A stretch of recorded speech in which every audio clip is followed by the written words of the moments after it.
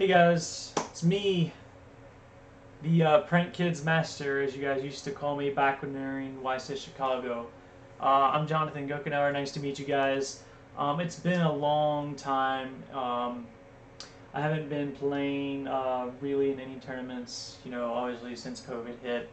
But I went ahead and played my first remote duel ever just this past weekend, and I played in the PPG, the remote duel tournament for the Ghost Rare set. I forgot the name of it. Ghost from the Past. Apologies. And well, I went undefeated in Swiss with Prank Kids. Of all things, I have the deck profile here, right on the screen. If you guys prefer doing live action deck profiles, I can do that as well. I just got a new camera and everything for that, so I could do remote duels. I've been playing now Prank Kids continuously at my locals um, for the past 2 weeks now. Just trying to get just the hang of it again, playing it once more, because I wanted to prepare for the extravaganza that was coming up here in 2 weeks on the 22nd. Unfortunately, today I found out I have to go to some annual training for my job on that day, so I cannot play with it. But so I won't be able to play in that. However, I am going to be playing, if all goes according to plan, in the YCS, or I'm sorry, in the LCS 13 3v3 tournament this Saturday and Sunday. So hopefully that will all go well. But I went as far as the last two locals have gone. I've gone undefeated in both of them. I've dropped one single game in all the rounds that I played at my locals, which is a total of 9 rounds. One day was 5, another one was 4. And then in the Ghost in the Past tournament, I went undefeated in Swiss. I had one tie.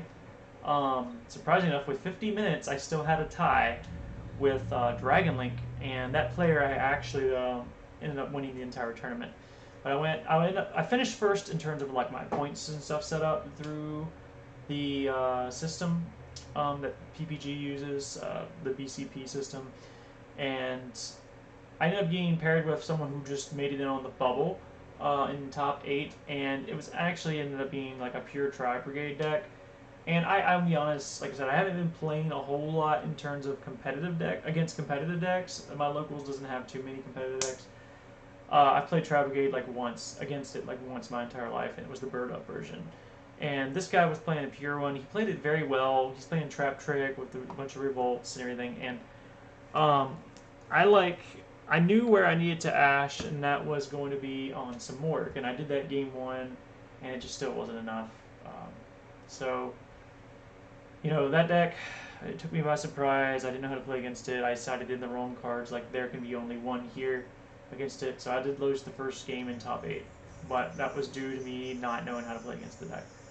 But I'm very happy with myself and how I did. I'm trying to get back here into competitively if I can.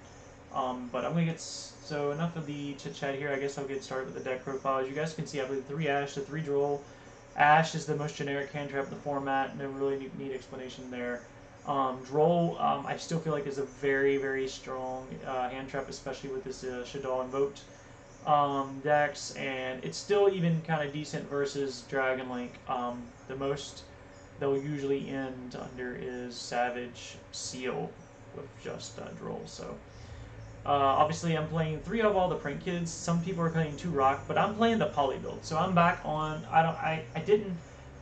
When I used to play Prank Kids back in the day, when I topped 3 Premier Events, 2 PPGs, and the YCS Chicago with it, obviously the only way you could play it was with 3 Polymerization, AB Invocation. Of course, we also had 3 Instant Fusion back then. But, now we're down to 1. And people were on the Link 1 as it was like kind of a thing that Konami said given to us after they put Instant Fusion to 1. It was great. It's still obviously better to have that Link 1, but I also still just prefer the Poly build. Actually, hold on a second. This is not the version that I played. This is the same version that I just was showing you, but this is one I played for the last 2 locals and the Ghost from the Past. The only thing that's different is the extra deck. So all the main deck's the same. I do prefer the Poly build. I think it's, even if you have one kid in Poly, everyone's always playing in a Nib regardless with doing the playing this with like Doodle and a Prank Kid later on. But why do that if you have Poly, or if you draw it off a rock, and then you can just Poly, and then you can still end on Toad with Battle Butler. So, and that's just a stronger start in general. So Poly is definitely, like, I think the best way to go. I still prefer this. So because of the Poly build, I am playing 3 field spells. Okay. It could be 2 in 1 Terra, but I honestly just want 3 of this. It's better for discard off pranks. We're no longer playing place. I do miss sorry, not place. Plan. I do miss plan. I want to play it, but it doesn't make sense to add a 44th card when you're trying to open 2 pranks all the time with Poly, and you just want to see these like 3 cards, any 2s and 3 of this. So. I could cut this down to 40 with Upstart if I took out Ice Dragon's Prisons or 3 Hand Traps or even the 3 Cosmics. But Dark Ruler I feel like is necessary in this format with Winda, with Dragon Link. Cosmic is just, it hits every deck. It hits Dragon Link's the Trap, which is very good because if they have CON in that, you're just not going to play, even with Poly, because they're going to have Savage and 2 bounces. It's just, yeah. So you need Cosmics. You need, and this is still very good against Schism too, and I don't know, every time I had Cosmic, I never really regretted it. I played 8 different decks on the Ghost from the Past tournament. Institution, self-explanatory. I said 3 Poly, I want to play it. 3 Desires, you're trying to see anything you can. You're playing 3 of everything, so, you know, playing Desires is fine. If you end up banishing your pranks, you just have to be very conservative in how you play. But you should be able, if you banish pranks, like with everything that you have here, Cosmics, Double Butler, any hand traps you draw in Ice Dragon's Prison, even the Skill Drain. Like if you draw any one of those with your combination of Battle Butler, you're not gonna like lose. You shouldn't lose. Like, and if they do break your board, like somehow they make you use Butler twice, they're not gonna have anything. So especially if you also have Toad, you know. So like I think the main deck was perfect for these past 3 weeks, locals in the Ghost in the Past tournament. I think it was perfect. By the way, the Ghost from the Past, it was 6 rounds or 7 rounds. It was 6 or 7 rounds and then top 8. And like I said, I went undefeated except the tie for that. So total, I've played 16 rounds, and I've had 1 tie and 1 loss with this deck. So if you want to add them all up that way, you know. 1 Piper Tots to the side, 3 Gamma Driver, and the Duster for the additional back row hate.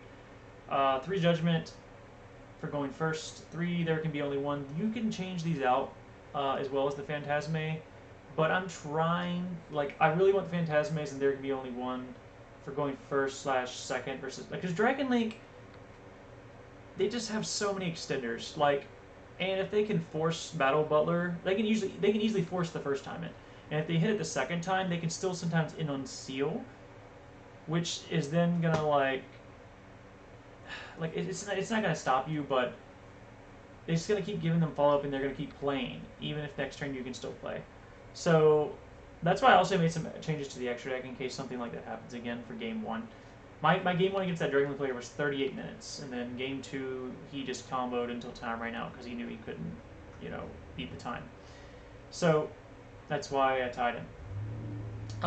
But so Phantasme, so you can see your Dark Rulers. It's good against the Dragon Link. It's good against I guess technically it's good against the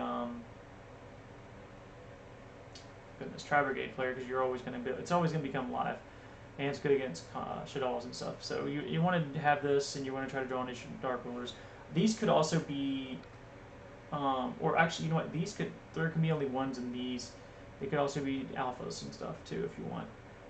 But like I said, I think the main deck performed phenomenally. Side deck, the only thing I want to change maybe is either there can be only 1s, or this and 2 alphas. Like it's hard.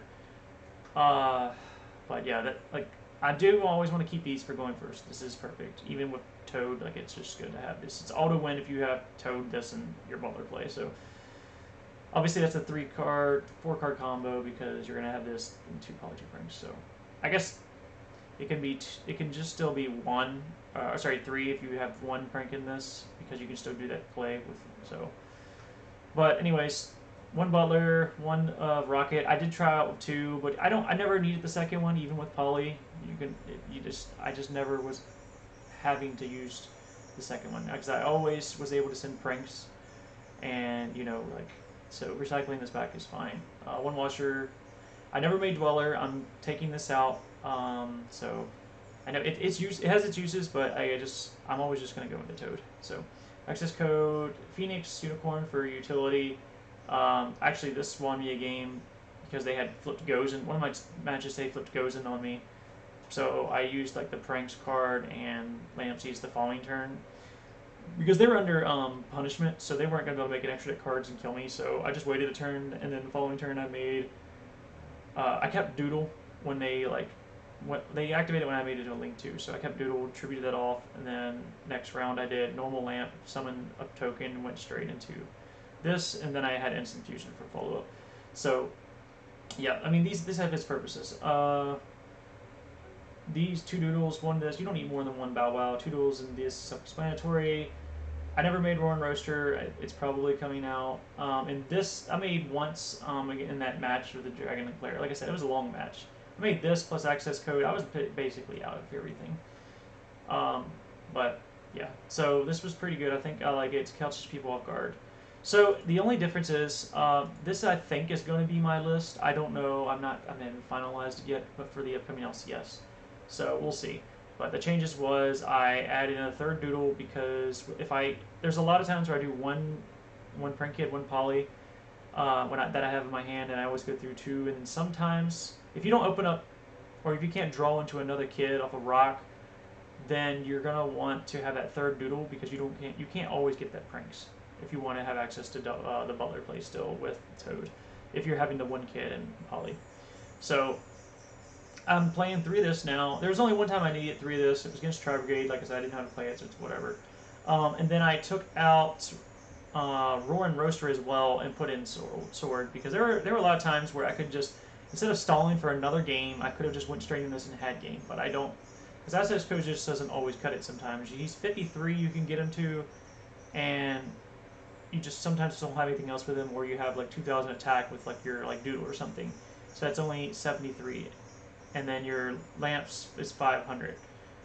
Now sometimes that's still enough because you can get Pandemonium and do lamps again the following turn. But this I'd rather end it instantly than giving my opponent another chance to just play and beat me.